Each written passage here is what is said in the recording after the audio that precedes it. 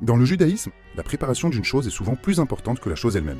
Précédant le mois du Tishri et les jours redoutables, le mois des Louls est vu comme un mois de tchouva, de retour vers Dieu, et d'amélioration dans ses actions pour être enfin prêt au moment tant attendu de Yom Kippour.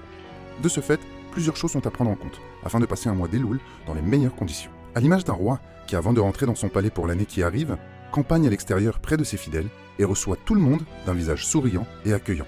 Dieu, le roi des rois, descend de son trône céleste et se rapproche du peuple durant le mois des Louls. Les Juifs ayant profité de cette occasion pour tisser un lien fort avec lui, se verront privilégiés au mois de Tishri, au moment du retour du roi dans son palais. Chaque jour du mois de Elul, mis à part le Shabbat et la veille de Rosh Hashanah, nous sonnons le shofar après la tfila du matin. Les émouvants sons du shofar nous inspirent à nous rapprocher de Dieu, comme nous lisons. La trompette sonnera-t-elle dans une ville sans que le peuple ne tremble ? Elul est un moment pour augmenter et améliorer nos pratiques dans les mitzvot. De nombreuses personnes ont l'habitude de faire inspecter leur tfilin et leur mezuzot par un sofer compétent au cours de ce mois pour s'assurer qu'ils soient toujours cachés.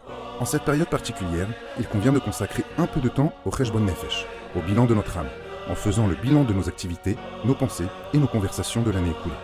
Dans quel domaine nous sommes-nous améliorés et dans quel domaine nous devons encore nous améliorer. Réfléchissez honnêtement et profondément et vous prendrez un bon départ pour le mois de Tishri. Le Baal Shem Tov a institué la coutume de réciter chaque jour 3 chapitres supplémentaires de psaumes, du premier Elul jusqu'à Yom Kippour. À Yom Kippour, les 36 derniers chapitres seront récités de sorte à compléter la lecture du livre des psaumes. Évidemment, demander pardon à son prochain et rajouter dans la tzedaka sont des pratiques à prendre extrêmement au sérieux durant ce mois, en espérant que, à notre image, Dieu à son tour accorde son pardon et nous gratifie de sa bonté. Enfin, le 18 Elul, ou Chai Elul, est le jour d'anniversaire de la naissance du Baal Shem Tov, le fondateur du chassidisme, en 1698, et de Rabbi Shneur Zalman de Liadi, fondateur du chassidisme Chabad, en 1745.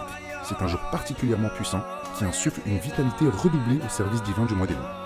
Il est bon ce jour-là de se réunir entre amis, de répéter des mots de Torah et de se souhaiter des bonnes choses.